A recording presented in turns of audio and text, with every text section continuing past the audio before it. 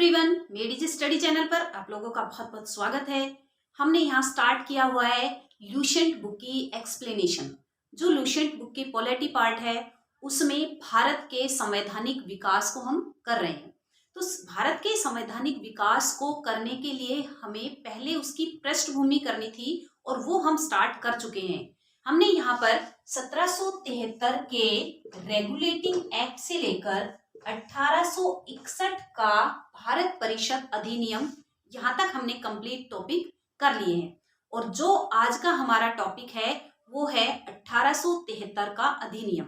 उससे पहले कौन कौन से अधिनियम आए तो उन अधिनियम को पढ़ना जरूरी था, उसकी पृष्ठभूमि पढ़ना जरूरी था, जिससे हमें जो हमारा कॉन्स्टिट्यूशन है वो बहुत इजी तरीके से लर्न हो जाए और वो हमारे माइंड में ऐसा फिक्स हो जाए कि हम उसे कभी भी नहीं भूल पाए।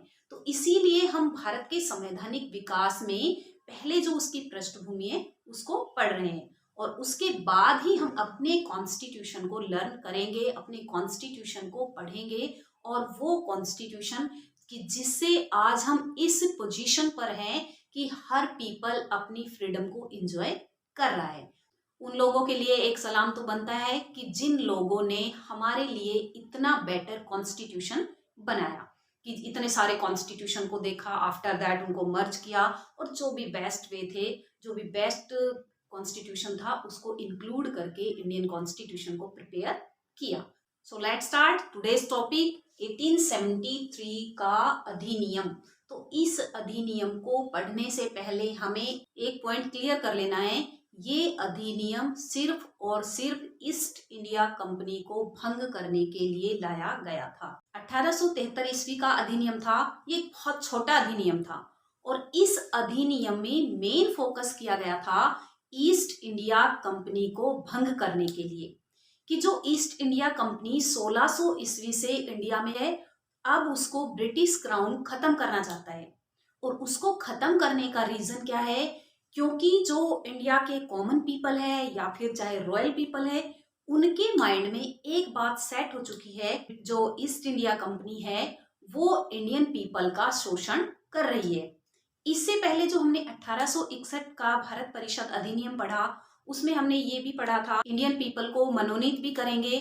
जो वायसराय है अगर वो अपनी कार्यकारिणी परिषद में और लोगों को मनोनीत करता है तो उनमें से आधे लोग इंडियन होंगे। लेकिन फिर भी इंडिया के लोगों में ईस्ट इंडिया कंपनी के लिए माइंड में ये था कि ये लोग हमारा शोषण कर रहे हैं और ब्रिटिश क्राउन को या ब्रिटिश गवर्नमेंट को इंडिया में अपना राज करना था। उनको पता चल चुका था कि इंडिया में किस तरह से रूल करना है और उस रूल को बेस्ट वे में करने के लिए ईस्ट इंडिया कंपनी को भंग करना होगा। अब मेन जो पर्पस था इस अधिनियम का वो ये रहा कि इसको कभी भी भंग किया जा सकता है। इसको औपचारिक रूप से कब भंग कर दिया गया, 1 जनवरी 1884 में।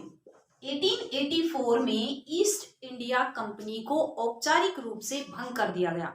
उससे पहले 1873 के अधिनियम में ये कह दिया गया था कभी भी ईस्ट इंडिया कंपनी को भंग किया जा सकता है और उसको भंग करने का मेन पर्पस, मेन उद्देश्य, मेन एम क्या था कि ब्रिटिश क्राउन को अपनी यहाँ पर डोमिनेंस जमानी थी और लोगों के मन से ये निकालना था कि जो ईस्ट इंडिया कंपनी है वो शोषण कर रही थी, इसलिए हमने इनको खत्म कर दिया है।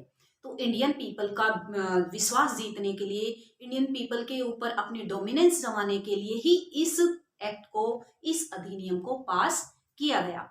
ये काफी छोटा एक्ट था और इसमें और किसी भी तरह के रूल को इंक्लूड नहीं किया गया, ओनली इसी एक टॉपिक के ऊपर इस एक्ट को पास किया गया था। लेकिन औपचारिक रूप से इसको कब इम्प्लीमेंटेशन में लाया गया, 1 जनवरी 1884, क्योंकि हमने पढ़ा 1853 के अधिनियम में कि ईस्ट इंडिया कंपनी की पावर मैक्सिमम खत्म हो चुकी थी, क्योंकि ना तो उसके पास कोई व्यापारिक कार्य थे और ना ही उनके पास कोई भी राजनीतिक कार्य थे।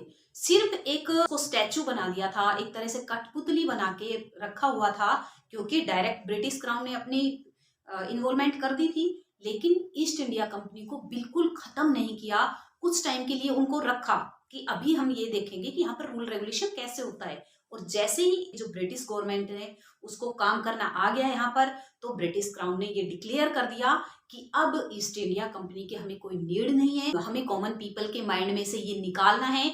आप लोगों का शोषण कर रहे हैं ईस्ट इंडिया कंपनी, तो इसको हम हटा रहे हैं। अब आप लोग निश्चिंत होकर अपना वर्क कर सकते हैं और हम आपको डेवलपमेंट की साइड लेके जाएंगे।